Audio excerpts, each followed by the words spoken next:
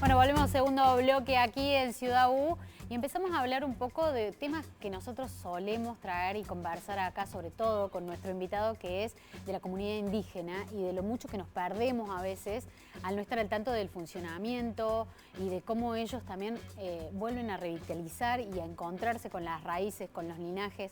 Bienvenido, Pablo Reina, un amigo de la casa, a este living de nuevo. ¿Cómo estás? Bien, bien. Muchísimas gracias por la invitación. Bueno, yo tengo en mano el libro objeto del que vamos a estar hablando en un ratito, pero me gustaría que entremos también a esta polémica o esta denuncia judicial, hablando del derecho al territorio, de los derechos al territorio, del derecho a la tierra y de qué ha sucedido en este último tiempo con la autovía de Punilla, inmersa en un territorio declarado indígena y donde ustedes han encontrado realmente los títulos de esa tierra. Sí, particularmente en el caso de Cosquín se cuenta con una titulación comunitaria del año 1817, es decir, un año después de la declaración de la independencia de las Provincias Unidas del Río de la Plata, a donde un conjunto de familias en ese momento se ponen de acuerdo, compran más de 2.000 hectáreas, las titulan a nivel comunitario, que es un antecedente bastante inédito en Córdoba, y eso les sirve como para generar derechos comunitarios que hoy lamentablemente están siendo desconocidos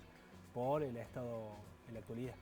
¿Cómo fue el reencuentro con estos? Justamente estamos viendo los documentos atrás, que uno dice, bueno, estos documentos, estos papeles no existen. Están diciéndolo, pero no tienen pruebas, pero finalmente ustedes dieron con esos papeles. Sí, generalmente se trabaja en pinzas, podríamos decir. Por un lado, desde el propio ámbito de la disciplina histórica, en el último tiempo hay ciertas investigadoras, me atrevo a nombrar a dos, Isabel Castro Lañeta y Sonia Tel, que están en la Escuela de Historia de la Universidad Nacional de Córdoba, que se han dado a la tarea de rastrear a los pueblos de reducción o los pueblos indígenas en la larga duración y han aportado mucho material documental. Y por el otro lado están las memorias, los testimonios familiares, ¿sí? Y cuando uno hace dialogar, ¿sí?, lo documental con las memorias familiares, se encuentran con documentación que dan cuenta de la existencia de determinados linajes familiares, como decías vos hace un instante, durante muchísimo tiempo. En el caso de Cosquín, y ahí concentrándonos en el libro, en los últimos 450 años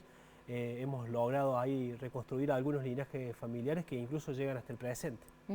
Esta familia, digamos, donde fueron a la búsqueda de estos títulos de las tierras, ellos lo empezaron a mencionar en la oralidad y vos fuiste al archivo y encontraste estos títulos. Sí, en realidad es un trabajo conjunto ahí con abogadas, con el colectivo ahí académico dentro del ámbito de la Universidad Nacional de Córdoba, la Universidad Provincial de Córdoba, como que estuvimos trabajando ahí entre todos, llegamos ahí al documento generado en 1817, que no es el único, ¿no? Sí. También hay otra documentación de 1694, a donde un oidor le asigna tierras a la comunidad indígena. Esos títulos después son desconocidos, pero es un trabajo bastante colaborativo que hacemos entre esa trenza hermosa que hay entre comunidades y la academia, ¿no? La academia pensando en historiadores y antropólogos sobre todo. ¿Qué sucede, Pablo, por lo cual usted, estamos viendo, se cruza la oralidad, se cruzan los documentos, los títulos, con el valor que tienen, están dentro del archivo histórico?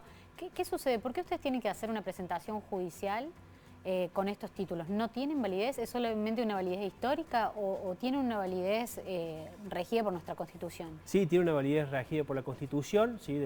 Recordemos así rápidamente, desde la reforma constitucional del 94, el artículo 75, inciso 17, se reconoce la preexistencia de los pueblos indígenas argentinos, y después hay una batería de normativas después, entre las que está la más importante, la ley 24071, que ratifica el convenio 169 del OIT, que dice que, que cuando se avanza, ya sea por parte del Estado o por parte de privados sobre el territorio indígena, hay que hacer una consulta libre, previa e informada. El gran problema acá es que hay un sentido común generado durante mucho tiempo por historiadores, por el mismo Estado, por las instituciones educativas, de que no existen indios en Córdoba, ¿sí? Entonces, luchar contra ese sentido común, de construir ese sentido común, cuesta muchísimo, y es por eso que nos damos a este trabajo documental que tiene mucho de detectivesco, ¿no? De ir rastreando las familias, los títulos, y bueno, haciendo esas vinculaciones entre la oralidad y la documentación.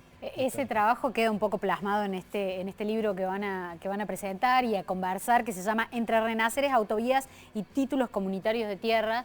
Y me gustaría también que que también nos cuentes que estos libros o esta forma que tienen, esta trenza que vos mencionás para trabajar, también ha hecho crecer un poco las comunidades que a lo mejor tenían dudas de sus linajes y de pronto empezó a renacer y a encontrar mapas, lógicas, historias familiares que hacen reafirmar el lugar de la familia, ¿no? Sí, sí, sobre todo cuando uno empieza a trabajar colectivamente, y ahí está lo lindo de lo colectivo en estos tiempos de individualismo, cuando uno empieza a trabajar colectivamente se empiezan a reflejar las historias de una y otra familia. Yo siempre pongo el ejemplo del caso de mi papá.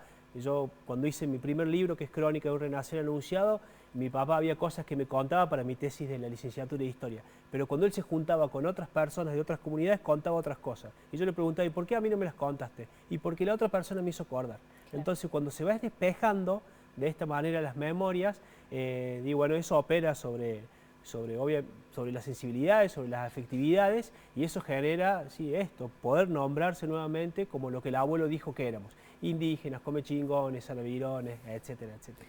Bueno, para este renacer y para este contagio del renacer de las comunidades, me gustaría que invites también a la presentación, al conversatorio del libro, para todos los que estén del otro lado con interés de conocer más sobre los indígenas de Córdoba. Bien, sí, el sábado 19 de agosto a las 10:30 de la mañana, en el paraje Las Tunas, en Cosquín, vamos a estar presentando este libro, Entre Renaceres, Autovías y Títulos Comunitarios de Tierra, una aproximación a la historia indígena de Cosquín.